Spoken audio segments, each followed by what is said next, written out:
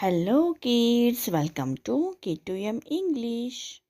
ಬನ್ನಿ ಮಕ್ಕಳೇ, ಇವತ್ತಿನ ಈ ವಿಡಿಯೋದಲ್ಲಿ ನಾವು ನಂಬರ್ಸ್ 1 to 20 ವರೆಗೆ ಕಲಿಯೋಣ. 1 2 3